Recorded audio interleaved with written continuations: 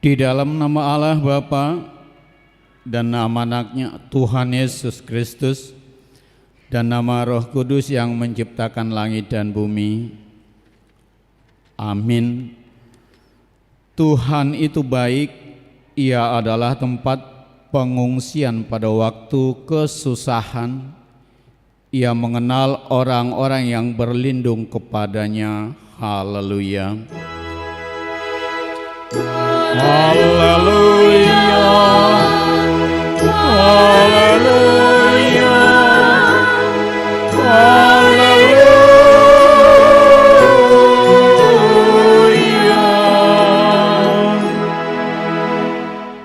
Kita berdoa. Ya Tuhan Allah yang Maha Kuasa, Bapa kami yang di surga, kami mengucapkan terima kasih kepadamu karena Engkau telah mengutus anak-Mu yang tunggal itu membebaskan kami dari kuasa iblis.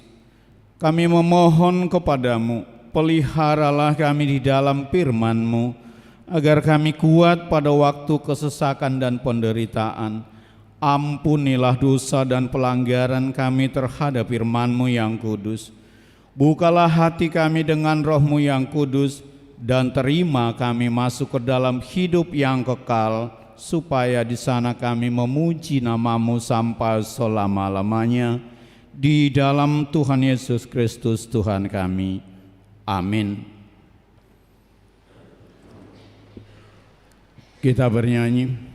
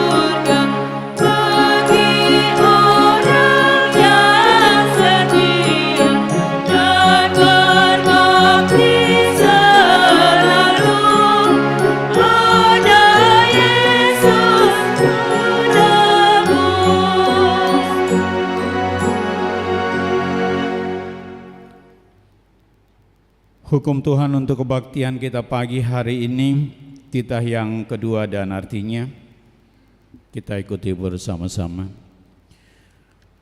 Jangan perbuat bagimu patung yang menyerupai apapun yang ada di langit atau yang ada di bumi atau yang ada di dalam air untuk disembah atau bertakwa kepadanya. Maksudnya adalah kita harus takut serta kasih kepada Allah. Sebab itu jangan bersembah sujud kepada Allah lain atau meminta kehidupan padanya, dan jangan memanggil roh-roh atau berkeyakinan kepada tenungan-tenungan dukun, dan jangan yakin kepada benda-benda bermana. Demikian hukum Tuhan. Mari kita meminta kekuatan dari Tuhan. Ya Tuhan Allah, kuatkanlah kami untuk melakukan yang sesuai dengan hukum-Mu. Amin. Kita bernyanyi.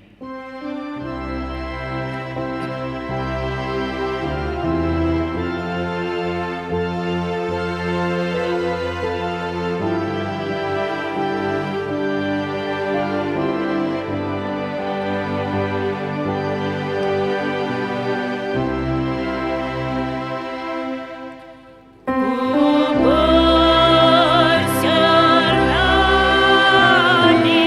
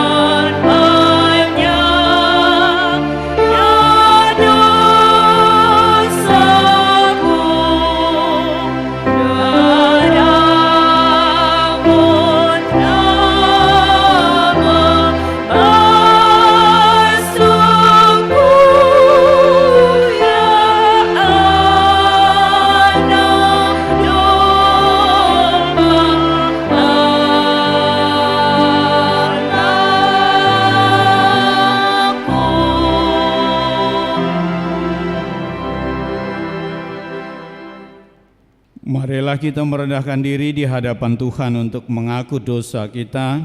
Kita berdoa. Ya Tuhan Allah yang Maha Kuasa dan Maha Benar, pengasih dan penyayang, bermurah hatilah Engkau ya Tuhan terhadap kami. Kiranya Tuhan berkenan mengampuni segala dosa kejahatan kami. Tiada yang lain yang dapat menjadi pelindung dan penyelamat bagi kami selain dari kasih sayang dan pembenaran-Mu yang tunggal. Karena itu karuniakanlah kami ketenangan dan penghiburan di dalam pengorbanan anak-Mu, Tuhan Yesus Kristus Juru Selamat kami. Amin. Janji Tuhan tentang pengampunan dosa. Tuhan adalah penyayang dan pengasih, penyabar dan berlimpah anugerah kasih setia. Tidak dilakukannya kepada kita setimpal dengan dosa kita, dan tidak dibalasnya kepada kita setimpal dengan kesalahan kita. Seperti Bapa sayang kepada anak-anaknya, demikian Tuhan sayang kepada orang-orang yang takut akan Dia. Kemuliaan bagi Allah di tempat yang maha tinggi. Amin. Kita bernyanyi.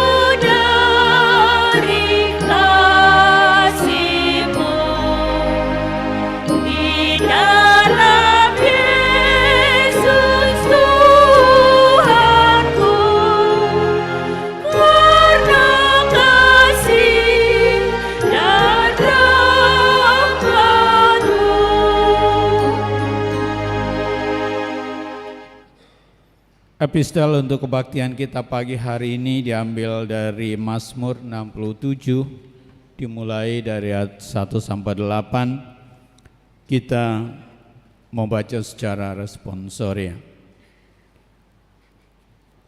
Nyanyian syukur karena segala berkat Allah, untuk pemimpin biduan dengan permainan kecapi, Mazmurnya nyian.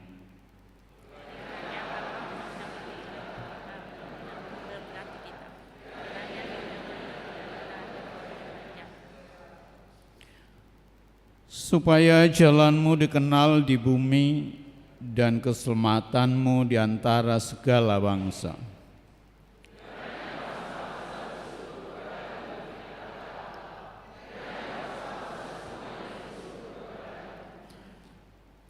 Kiranya suku-suku bangsa bersukacita dan bersorak-sorai, sebab Engkau memerintah bangsa-bangsa dengan adil dan menuntun suku-suku bangsa di atas bumi.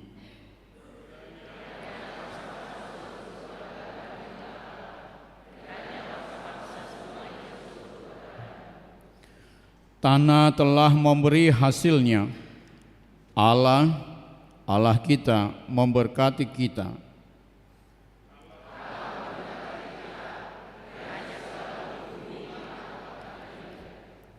Demikian firman Tuhan. Berbahagialah orang yang mendengar firman Tuhan dan memeliharanya. Amin. Kita bernyanyi.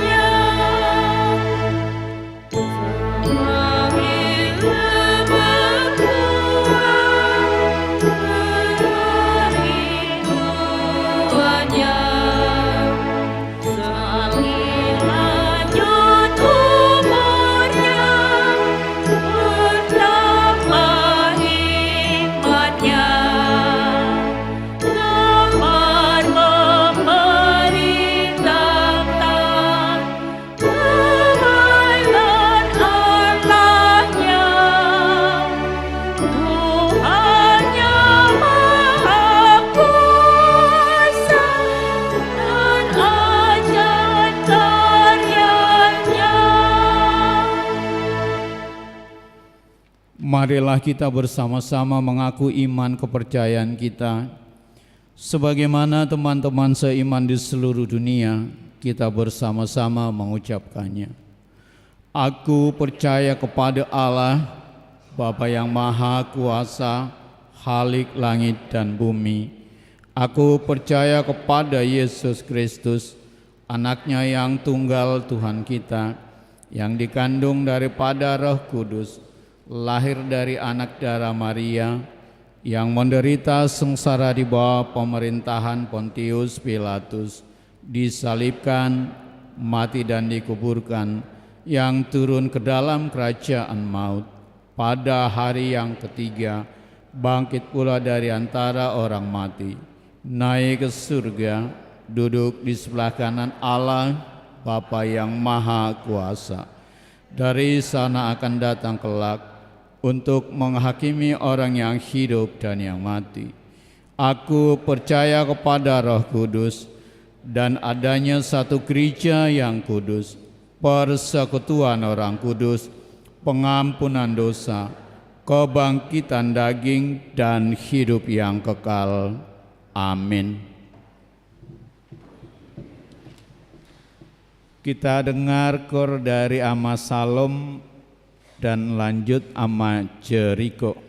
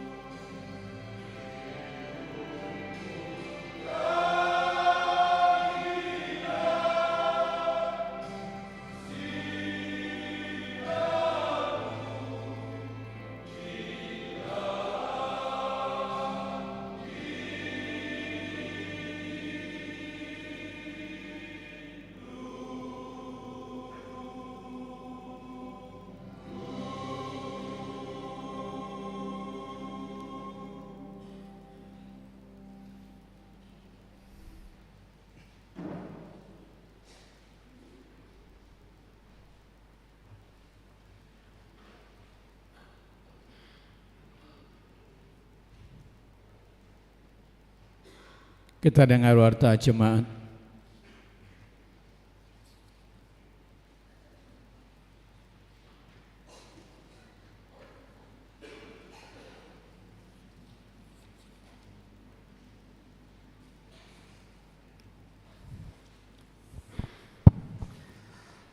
Shalom. Selamat hari Minggu bagi kita semua. Marilah kita ikuti sejenak warta jemaat gereja kita Minggu 13 Agustus 2023. Yang pertama, nama minggu. Nama minggu kita hari ini Minggu ke-11 setelah Trinitatis. Topik minggu, bangsa-bangsa bersyukur atas kemurahan Allah. Yang kedua, kelompok KOR di hari Minggu 27 Agustus 2023 pukul 7.30 Ina Hana, Ina Deborah, Amahuria, NHKBP. Di pukul 10 Ina Kamis, Ina Esther, Ama Salom, Ama Jericho.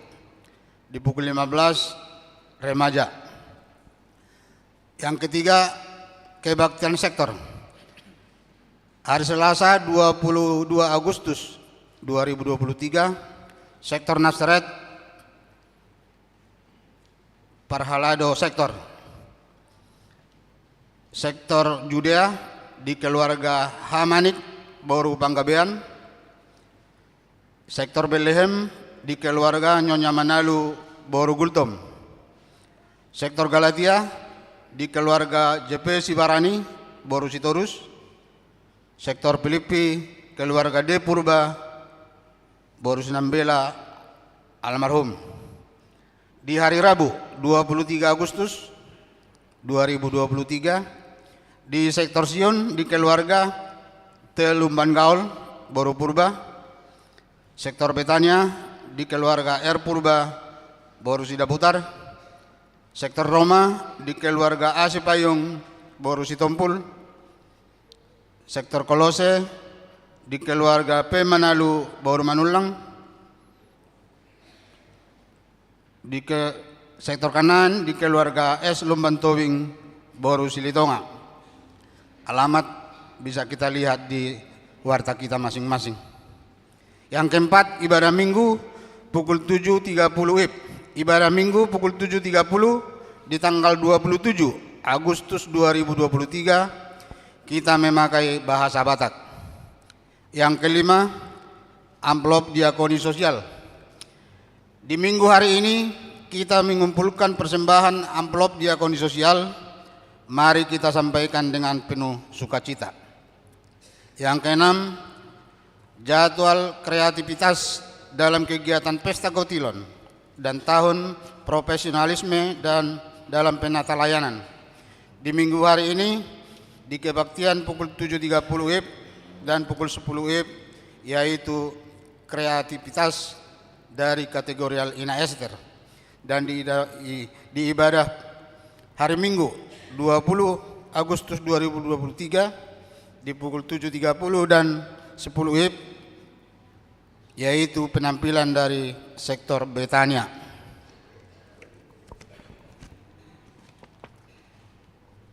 7. Baptisan Kudus. Di hari Minggu 27 Agustus 2023 akan diadakan pembaptisan kudus di gereja kita. Untuk jemaat yang ingin mendaftar bisa melalui sintuak sektornya masing-masing, dan untuk orang tua yang telah mendaftarkan anaknya bisa untuk mengikuti bimbingan baptis kudus di hari Jumat 25 Agustus 2023 masuk pukul 14 WIB di gedung sekolah minggu. Yang kedelapan, pendaftaran katekisasi sidik. Mulai minggu hari ini 27 Agustus 2023 telah dibuka pendaftaran untuk mengikuti katekisasi sidik tahun ajaran 2023-2024. Untuk yang ingin mendaftar bisa melalui sintua sektornya masing-masing serta membawa fotokopi surat baptis. Yang kesembilan, amplop resort. Di hari Minggu 27 Agustus 2023 kita mengumpulkan persembahan amplop resort. Yang ke-10, persembahan bulanan dan iuran diakoni sosial.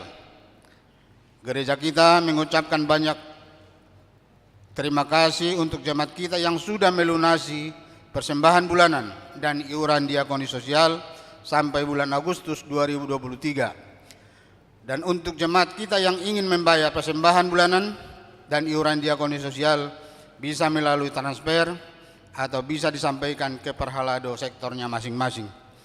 Yang ke-11, jemaat yang terkena RPP atau Ruhut Parmahanion Pamisangon di minggu hari ini terkena hukum siasat gereja, yaitu Lisen Carolina Boru Simanjuntak dari sektor Betania karena menikah di gereja Pentakosta.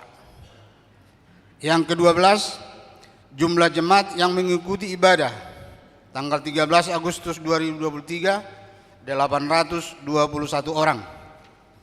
13, jemaat yang berulang tahun kelahiran 41 orang, ulang tahun pernikahan 9 kepala keluarga. Pendeta dan Majelis HKBP Cimanggis menyampaikan selamat ulang tahun kelahiran dan pernikahan periode 14 sampai 20 Agustus 2023.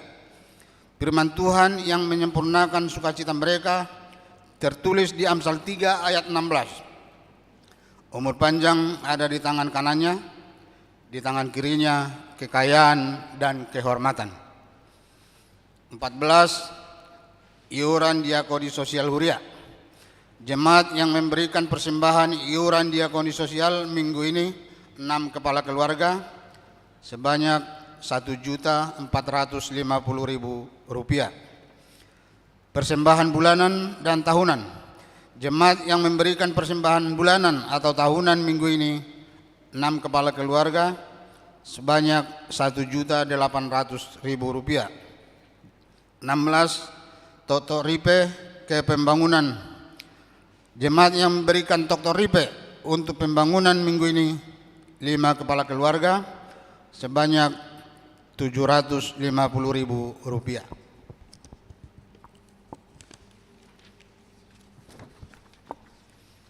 17, keuangan gereja. Huria Rp11.097.325. Pembangunan Rp4.500.150.000. Sentralisasi pusat Rp7.565.525. Jumlah Rp22.333.000. Jika ada persembahan yang tidak tercantum dalam warta, mohon diinformasikan kepada majelis untuk diperbaiki pada minggu berikutnya. Demikian warta jemaat minggu ini. Tuhan memberkati persembahan umatnya untuk kemuliaannya. Amin.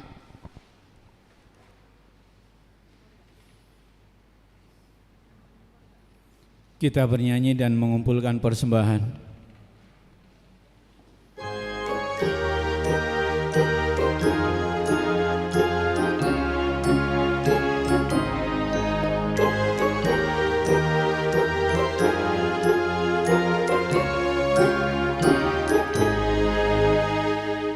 Ku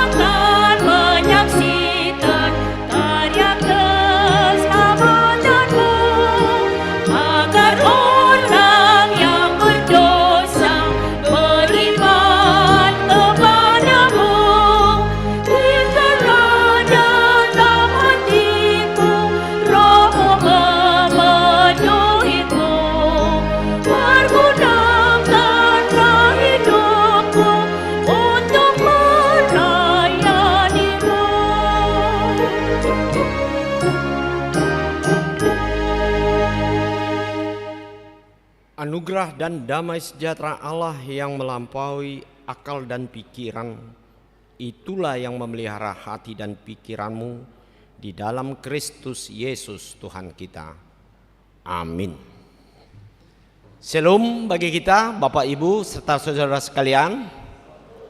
Marilah kita mengarahkan hati dan pikiran kita untuk mendengarkan firman Tuhan di persekutuan kita di dalam minggu hari ini, minggu ke-11 setelah Trinitatis, yaitu terambil dari firman Tuhan dari surat Rasul Paulus kepada jemaat yang ada di Roma pasal 11, yang saya baca dari ayat 1 sampai ayat 2a, kemudian ayat 29 sampai ayat yang ke-32. Demikian firman Tuhan. Maka aku bertanya, adakah Allah mungkin telah menolak umatnya?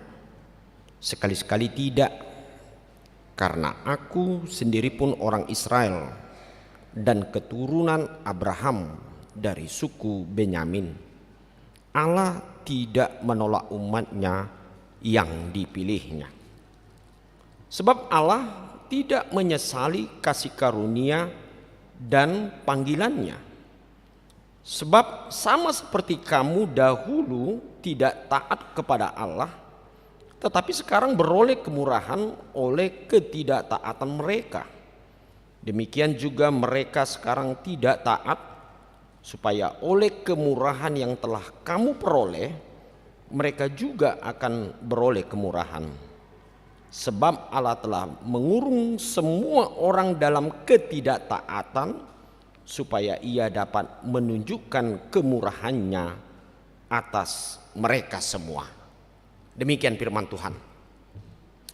Saudara-saudara yang kekasih di dalam Yesus Kristus, kalau kita melihat teks ataupun ayat yang saya bacakan tadi, sebenarnya secara garis besar kita melihat bagaimana Tuhan mau berbicara kepada semua umat manusia tanpa kecuali, dalam arti Allah selalu mengasihi, baik itu orang yang disebut dengan pilihan Allah oleh karena mereka sudah percaya dalam Yesus Kristus, dan Allah juga memiliki satu rencana kasih-Nya kepada orang-orang yang belum percaya di dalam Yesus Kristus.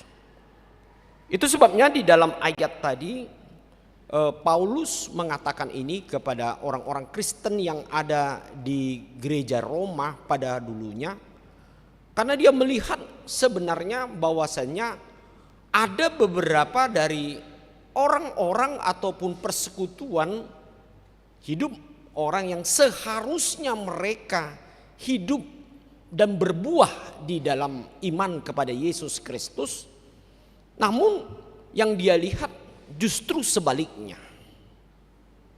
Nah, itulah yang dikatakan kalau kita baca keseluruhan harapan Allah itu, yaitu kepada orang-orang bangsa Israel yang bisa dikatakan sebagai umat pilihan yang pertama oleh Allah sejak manusia ada di dunia ini. Dialah yang dipilih Allah untuk menjadi duta atau menjadi sesuatu yang lebih dan istimewa menghadapi semua bangsa-bangsa yang ada di dunia ini. Ternyata apa yang terjadi, saudara-saudara yang kekasih, setelah Yesus datang ke dunia ini, justru orang-orang Yahudi, orang-orang yang sudah mengenal akan firman Tuhan, hukum Taurat, atau yang mengenal tentang yaitu disebut keajaiban, mujizat dan berbagai hal dalam sejarah bangsa itu, ternyata mereka tidak memiliki sesuatu iman bahwasan Yesus adalah juru selamat mereka. Bahkan mereka justru menentang bahwa Yesus itu bukanlah Mesias atau juru selamat dunia. Nah, inilah Paulus mengatakan bahwasannya apakah bangsa ini tidak dipilih oleh Tuhan atau bagaimana? Kan tentu ini ada suatu pertanyaan di tengah-tengah kehidupan Paulus sendiri. Dan juga pertanyaan khususnya kepada orang-orang yang bukan orang-orang Yahudi atau yang tidak diharapkan sebenarnya dalam pikiran orang banyak dia menerima Yesus. Nah inilah kadang-kadang memang ada kata-kata ataupun istilah kadang-kadang agak edan. Sering mungkin kita mendengarkan istilah edan ya. Yang seharusnya dia itu orang yang diharapkan, rupanya sebaliknya dia tidak diharapkan. Tetapi justru orang yang tidak diharapkan, orang yang disepelekan, orang yang dianggap terbuang, justru inilah yang menerima dan memperlihatkan sesuatu yang luar biasa di dalam kehidupan manusia. Mungkin Bapak Ibu pernah ini melihat ya. Tak usah jauh-jauh, kita kadang-kadang dalam kehidupan kita sehari-hari, kita sebagai orang Kristen, orang yang percaya, orang yang selalu mendengarkan firman Tuhan dan bersekutu di dalam Tuhan. Kadang-kadang apa yang kita dengar, apa yang kita gumuli, apa yang selalu kita ikuti, justru kadang-kadang kita tidak memperoleh sesuatu. Bagaimana ya? Apa sebenarnya makna yang sebenarnya yang saya dapatkan ketika saya mengikuti Yesus? Mungkin banyak orang begitu ya, seperti orang-orang Yahudi atau orang-orang ahli Taurat ya. Mereka itu sebetulnya sudah benar-benar mengetahui bagaimana perbuatan-perbuatan Tuhan di dalam kehidupannya. Tetapi apa menjadi kendalanya saudara-saudara kekasih kalau terjadi di dalam kehidupan itu? Jangan-jangan saudara-saudara kesungguhan kita untuk menyerahkan diri percaya kepada Tuhan semakin berkurang.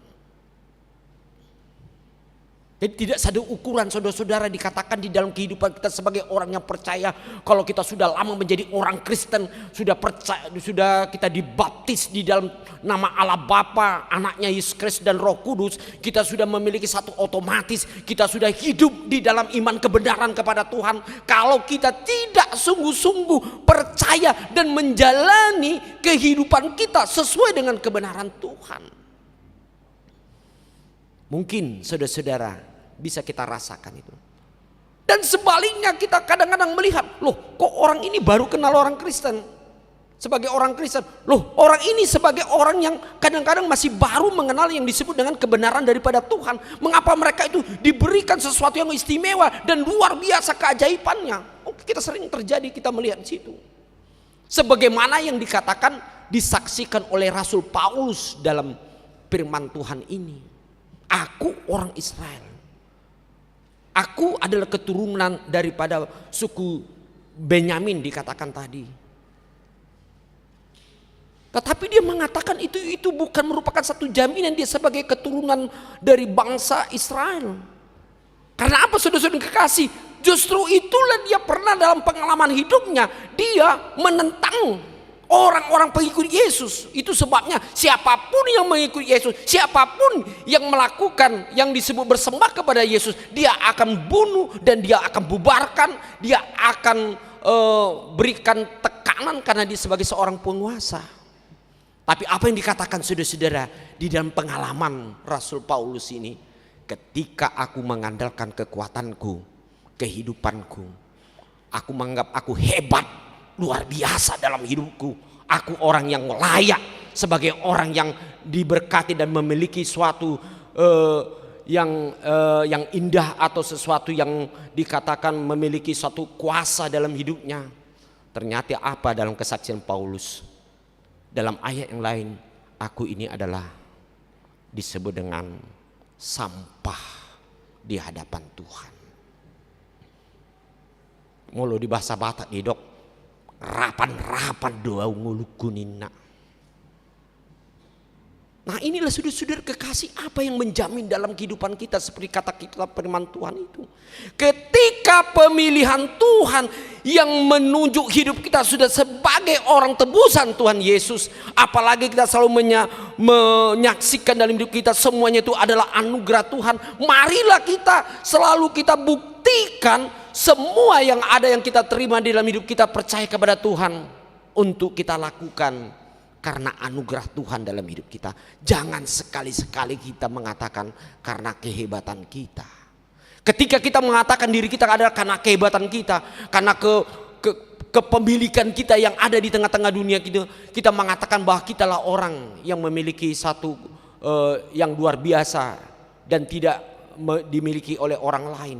Sebenarnya kita sudah tertinggal zaman, sudah tertinggal dari orang-orang yang dikatakan yang tidak seperti dengan kita.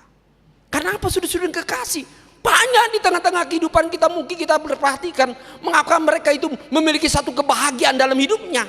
Mengapa mereka selalu memiliki sesuatu nilai lebih dalam hidupnya. Mengapa mereka selalu memiliki sesuatu yang luar biasa dalam hidupnya. Sementara kita tidak ada kurangnya dalam hidup kita. Karena apa, saudara-saudara? Karena memang sungguh-sungguh kita memilih Tuhan. Di dalam kehidupan kita adalah Allah, Tuhan kita Yesus Kristus adalah benar-benar adalah sumber anugerah dalam hidup kita. Yang pertama, saudara-saudara, selain kita kesungguhan kita untuk mengikut Yesus, yang kedua dikatakan bagaimana? Mari kita akui Tuhan itu adalah sumber anugerah di dalam hidup kita. Itu sebabnya di dalam ayat tadi dikatakan sebab Allah tidak menyesali kasih karunia-Nya dan panggilannya. Allah tidak pernah menyesali kita dipilih menjadi anak-anaknya, menjadi pengikutnya. Allah tidak pernah menyesali. Tapi entah saudara-saudara kekasih, apakah kita pernah menyesal dalam hidup kita?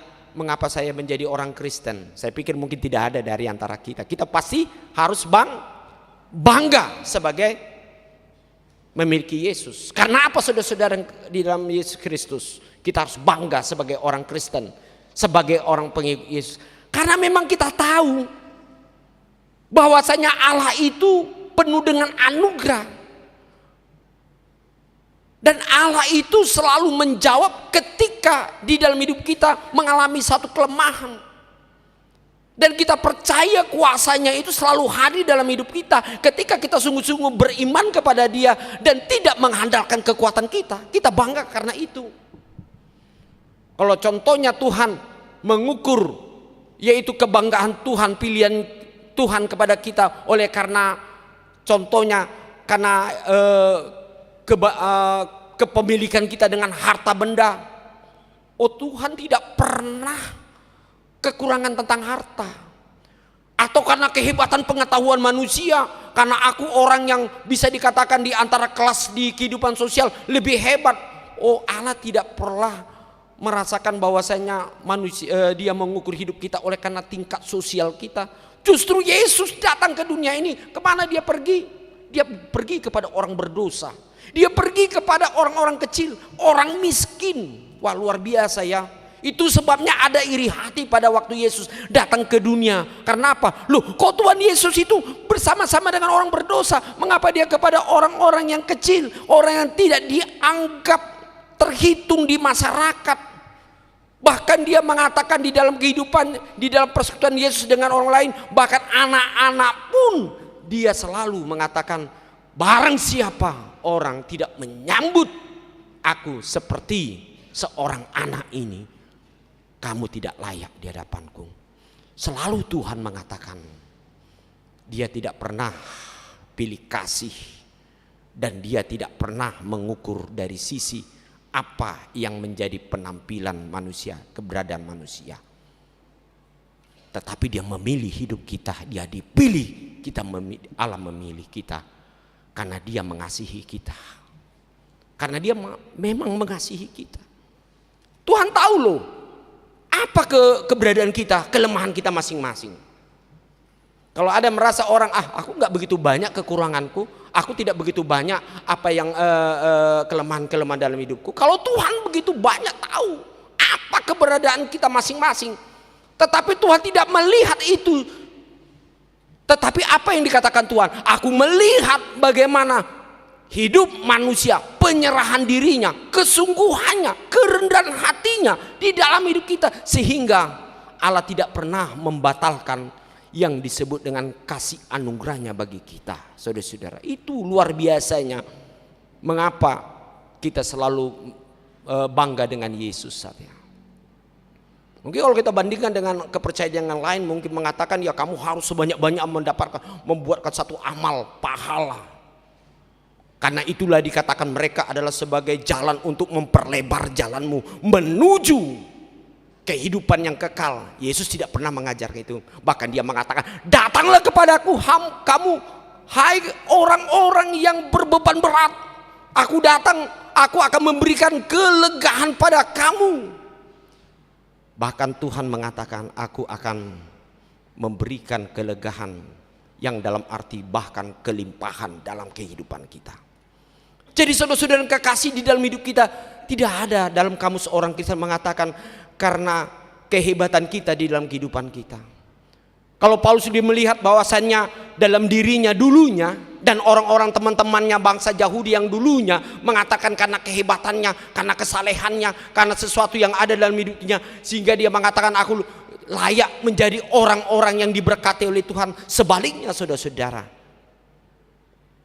apa dikatakan oleh firman Tuhan? Bahwasan pilihan Allah adalah kepada orang-orang yang rendah hati dan yang mau datang kepada Tuhan. Yang kedua saudara-saudara yang katakan di dalam ayat tadi dikatakan sebab Allah telah mengurung semua orang dalam ketidaktaatan supaya ia dapat menunjukkan kemurahannya atas mereka semua.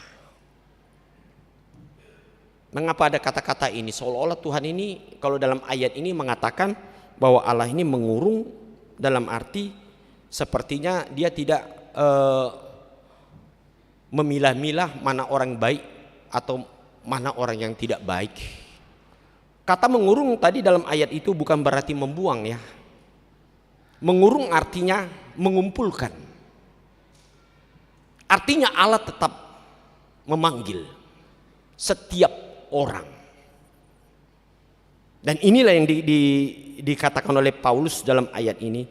Kalau Allah memanggil semua orang, baik orang yang tidak taat dan orang-orang yang taat, artinya saudara-saudara yang kekasih, marilah kita mensyukuri ini, bahwa Allah selalu tetap menyediakan tempat bagi kita untuk dapat menerima berkat Tuhan.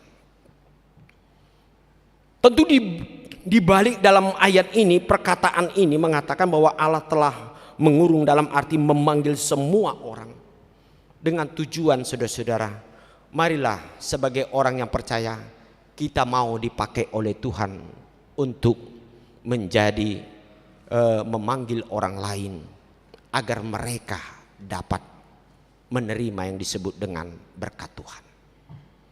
Seorang yang percaya, seorang yang sudah mengenal akan berkat Tuhan, dia harus memanggil, bahkan dia menunjukkan, menyaksikan akan kebaikan Tuhan. Dalam epistel jelas itu tadi dikatakan supaya semua bangsa-bangsa mengetahui. Artinya kehidupan orang yang percaya tidak puas dengan dirinya sendiri. Mungkin kita di Bapak Ibu serta saudara-saudara kita pernah merasakan bahwasan kita sudah puas dengan diri kita sendiri. Yang penting kita aman, keluarga kita aman, gak usah kita pikirkan orang lain. Yang penting saya cukup, tidak ada yang kurang. Walaupun apa yang saya lakukan, walaupun saya berlimpah, gak usah saya pikirkan. Yang penting cari makan sendiri-sendiri. Mungkin ada satu sifat yang kadang-kadang dalam hidup kita. Yang penting saya tidak berbuat sesuatu yang tidak baik dengan orang lain, merugikan orang lain. Yang penting saya melakukan untuk saya dengan baik walaupun saya tidak berbuat dengan orang lain. Konsep ini saudara-saudara kekasih perlu kita hilangkan. Karena apa? Kepedulian orang yang percaya adalah ciri khas orang-orang yang beriman. Kalau seandainya Tuhan kita Yesus Kristus tidak peduli dengan hidup kita, contohnya tidak peduli dengan manusia, tidak satupun orang yang bisa dilayakkan untuk menerima kehidupan yang kekal. Tidak satupun kehidupan kita dapat diberkati oleh Tuhan. Ingatlah itu saudara-saudara. Karena apa saudara-saudara yang kekasih? Karena kepedulian Allah itu di dalam kehidupan manusia supaya dengan tujuan mereka mendapatkan berkat. Itu satu hal keselamatan daripada Tuhan. Nah, untuk itu saudara-saudara, mari kita peduli. Kepedulian ini yang penting. Ada orang kadang-kadang seperti istilah orang Jakarta, mbak lulu, gue, ya kan? Ada itu. Apalagi tengah-tengah sekarang ini sudah merasuk di tengah-tengah keluarga pun begitu kan, nggak peduli. Nah, ini zaman now ini cari berjuang sendiri-sendiri dong, kan ya kan? Sering kadang-kadang, makanya kita sering kadang-kadang ada suatu ketimpangan di tengah kehidupan, bahkan di keluarga kita, saudara-saudara kita. Bahkan kadang-kadang kalau kita katakan contohnya lah, kalau kita jujur kadang-kadang dalam hidup kita banyak kita selalu melihat orang-orang dari tengah-tengah hidup kita sendiri sebenarnya layak untuk ditolong ya. Sementara kita memiliki banyak berkat daripada Tuhan. Mengapa? Mengapa itu terjadi, saudara-saudara kekasih? Roh ketidakpedulian ini sering terjadi dalam hidup kita. Nah, kadang-kadang apalagi kita tidak mau terbeban. Wah, gua nggak mau terbeban. Saya tidak mau terbeban dengan orang lain loh. Saya masih banyak lagi perjalanan hidup saya ke depan. Saya mikirkan kebutuhan saya begitu banyak. Saudara-saudara, Bapak Ibu, kita tidak usah takut selama kita percaya dalam Tuhan. Sebagaimana Allah itu tidak pernah, dia tidak peduli dengan hidup manusia. Bahkan Allah sendiri di dalam Yesus Kristus, dia mati di kayu salib untuk memikirkan dan peduli supaya manusia dapat beroleh kehidupan yang kekal dan menerima berkat kelimpahan dalam hidup kita. Dengan tujuan saudara-saudara yang kekasih di dalam Yesus Kristus, mari kita melihat apa yang dilakukan Tuhan dalam hidup kita, kita hendak lakukan kepada orang lain. Harus kita lakukan. Mengapa saudara-saudara? Karena memang kita melihat kasih Allah, anugerah Allah dalam hidup kita. Jangan diantara kita saudara-saudara yang kekasih, kita mengatakan bahwa apa yang saya lakukan ini nanti stok saya ini kekurangan.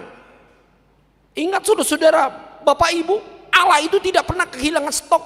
Bahkan lebih dan surplus dia stok untuk dia berikan dalam kehidupan kita ketika kita percaya dan melakukan hidup kasih di hadapan semua perjalanan hidup kita. Mari saudara-saudara kita menghimpun di dalam kasih dalam kehidupan orang-orang yang percaya. Yang di antara kita katakan, udahlah, pokoknya yang penting saya aman, yang seperti saya katakan tadi. Tetapi mari kita peduli, mari kita lihat. Dan ingatlah saudara-saudara, ketika kita peduli dan mau kita melihat bahwasan kasih Allah itu hidup di dalam hidup kita, apapun yang kita lakukan di dalam kehidupan kita tidak akan berkurang. Saudara-saudara, tidak akan berkurang. Karena apa? Allah itu lebih tahu melihat mana yang harus kita lakukan, mana yang harus dia berikan di tengah-tengah hidup kita, supaya kita tidak memperoleh suatu kekurangan dalam hidup kita. Sebab Allah telah mengurung semua orang dalam ketidaktaatannya supaya ia dapat menunjukkan kemurahannya atas mereka semua. Ketidaktaatan dalam arti mungkin kekurangan, mungkin kesalahan, mungkin di dalam segala hal yang kita lihat dalam hidupnya. Tetapi Allah tetap mengasihi itu. Dan inilah yang menjadi panggilan kita saudara-saudara Bapak Ibu. Ketika kita melihat saudara kita, keluarga kita, siapapun di tengah-tengah persoalan kita, apabila kita peduli seperti apa yang dikatakan oleh Tuhan sini, maka Allah akan lebih peduli di dalam kehidupan kita. Oleh sebab itu saudara-saudara yang kekasih, marilah di dalam kita menjalani hidup kita keseharian kita, marilah kita sungguh-sungguh untuk tetap percaya dalam Tuhan, dan kita melihat bahwasannya semua orang harus mendapatkan berkat melalui hidup kita. Yang kita rasakan adalah yang diberkati oleh Tuhan. Jadikanlah hidup kita menjadi orang-orang menjadi sumber berkat atau menjadi berkat bagi orang lain. Karena kita percaya ketika kita ingin menjadikan hidup kita bagi berkat bagi orang lain, maka Allah sumber berkat itu akan menjadikan hidup kita menjadi objek penerima berkat yang melimpah. Ingatlah saudara-saudara dan percayalah bahwasan orang yang memberikan oleh karena kasih kepada Tuhan sebagaimana Allah mengasihi kita, dia tidak akan berkekurangan. Jadikanlah hidup kita sungguh-sungguh di dalam perjalanan hidup kita menjadi berkat bagi orang lain, dan Allah pasti memberikan yang terbaik di tengah-tengah kehidupan kita. Amin. Mari kita berdoa. Bapa di sorga, kami bersyukur ya Tuhan untuk saat ini, bahwa Engkau tidak pandang bulu untuk tetap mengasihi semua orang. Dan Engkau melihat bagaimana kerendahan hati setiap umat ya Tuhan, di dalam kesungguhannya, di dalam kerendahan hatinya, bahkan di dalam pengakuan hidupnya. Kami akui ya Tuhan, dari hidup kami masih banyak ya Tuhan memiliki kekurangan dan kelemahan. Biarlah ya Tuhan, di tengah-tengah ketidaktaatan kami atau kelemahan kami terhadap diri kami, terhadap orang lain, terhadap semua yang kami hadapi, biarlah itu juga ya Tuhan, Engkau tetap menjadikan hidup kami melalui kuasa Roh Kudus-Mu untuk dapat Engkau sempurnakan dalam diri hidup kami. Biarlah hidup kami ya Tuhan menjadi berkat bagi orang lain. Sebagaimana Engkau ya Tuhan memberkati hidup kami, yang peduli di dalam hidup kami melalui Yesus Kristus. Engkau telah mati untuk memberikan jalan kehidupan bagi hidup kami. Terima kasih Bapa di sorga. Saat ini ya Tuhan, kami ingin Engkau selalu menyapa hidup kami, memberi pembaharuan dalam hidup kami. Dan Engkau tetap memberikan kekuatan bagi gereja-Mu untuk tetap ya Tuhan melalui para jemaat, para penatua, para hamba-hamba-Mu ya Tuhan, menjadi jalan berkat ya Tuhan, untuk saling membangun, saling memulihkan di dalam berbagai hal di tengah-tengah kehidupan kami. Biarlah melalui persekutuan-persekutuan yang diadakan oleh gereja-Mu, yaitu melalui pertanyaan, persekutuan setiap minggu, atau interaksi kami ya Tuhan, komunikasi kami satu dengan yang lain untuk saling membangun dan saling menguatkan ya Tuhan, supaya firman Tuhan, berkat Tuhan hadir dalam hidup kami, dan kami dapat memahami sungguh besar kasih Tuhan di dalam kehidupan kami.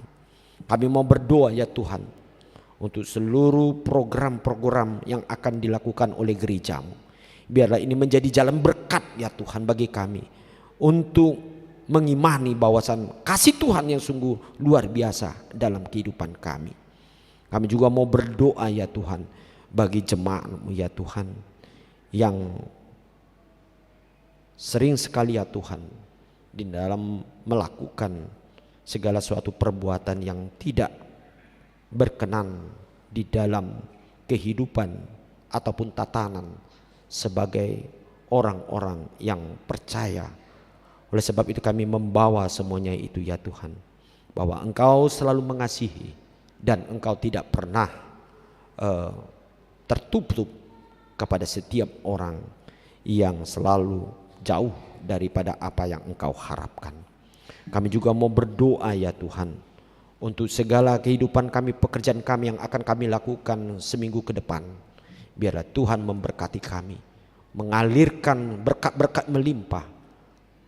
Tuhan Yesus, kami menyadari ya Tuhan bahwasanya banyak kekurangan kami, bahkan kelemahan kami. Bahkan kami selalu ya Tuhan mengalami pergumulan hebat. Oleh sebab itu saat ini kami menyerahkan kepadamu ya Tuhan.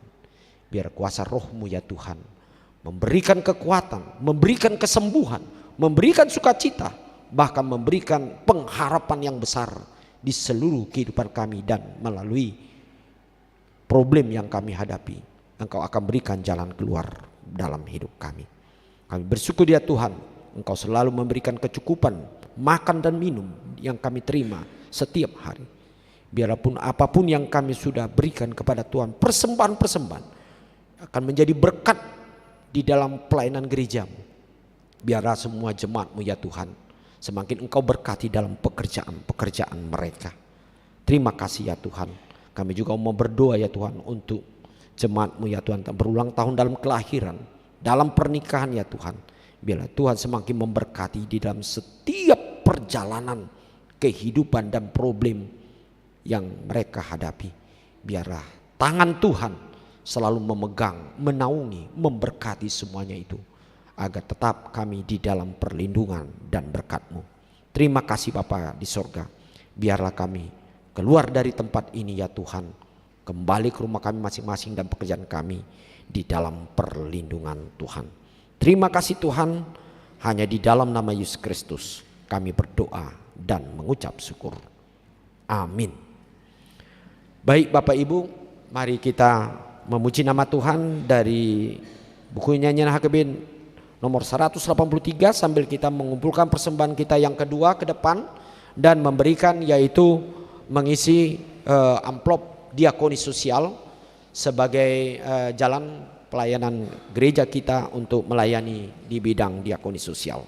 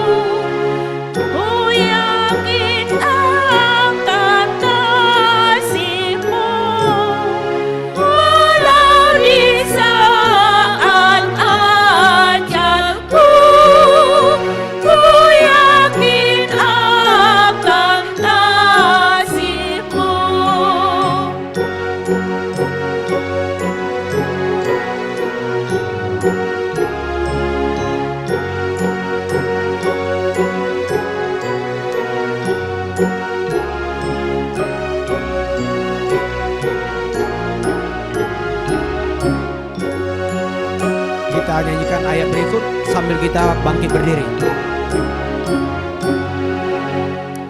Aku temukan Raja kasih bagiku, orang yang sesat.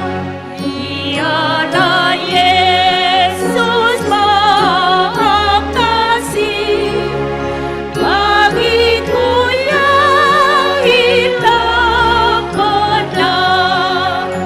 Sekarang aku mengenal Tuhan mengasihi yang kekal. Sekarang aku mengenal Tuhan mengasihi yang kekal. Mari kita berdoa untuk menyerahkan persembahan kita kepada Tuhan. Kita berdoa. Ya Allah Bapa kami yang di sorga, kami mengaku bahwa Tuhan adalah sumber dari segala karunia yang melimpah dalam kehidupan kami masing-masing. Sebagian daripada karunia itu kami serahkan kembali sebagai persembahan kepada Tuhan. Terimalah dan berkatilah persembahan umat-Mu ini, agar dapat kami pergunakan untuk pekerjaan dan pelayanan kerajaan Tuhan di dunia ini. Bukalah hati kami untuk mengenal betapa banyak berkat dan karunia yang kami peroleh dari Tuhan, supaya kami senantiasa bersyukur kepadamu di dalam nama Yesus Kristus Tuhan kami. Amin. Tuhan karuniamu, roh dan jiwaku semua,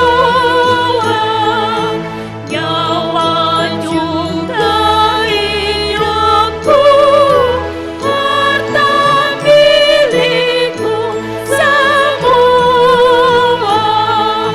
ku serahkan padamu untuk selama-lamanya. Bapa kami yang di sorga, dikuduskanlah namamu, datanglah kerajaanmu, jadilah kehendak-Mu di bumi seperti di sorga. Berikanlah kami pada hari ini makanan kami yang secukupnya, dan ampunilah kami akan kesalahan kami seperti kami juga telah mengampuni orang yang bersalah kepada kami. Dan janganlah membawa kami ke dalam pencobaan, tetapi lepaskanlah kami daripada yang jahat. Karena Engkau punya kerajaan dan kekuasaan dan kemuliaan sama-sama-lamanya.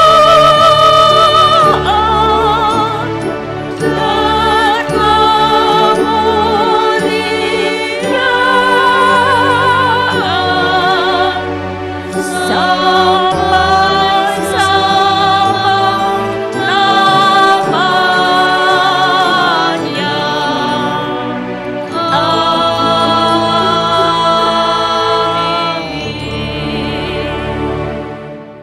Pulanglah dalam damai sejahtera Tuhan dan terimalah berkat-Nya. Tuhan memberkati engkau dan melindungi engkau. Tuhan menyinari engkau dengan wajah-Nya dan memberi engkau kasih karunia.